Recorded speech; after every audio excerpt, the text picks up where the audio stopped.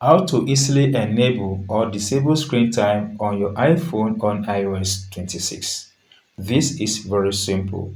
Tap on settings icon, then scroll down to the base until you see the screen time option, then tap on it.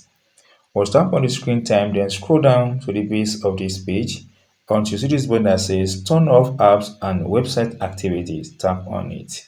Now provide your screen time password if you have one. Now that I've done that, it comes out like this. Tap on turn off apps and website activities. Now you've been able to disable that.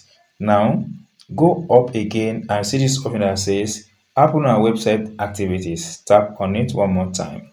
Then it comes out like this, guys. Tap on turn on apps and website activities. So doing this, guys, comes out like this. You've been able to turn on and turn off screen time on your iPhone running on iOS 26. If you get this tip and if not subscribed, please subscribe for more updates like this.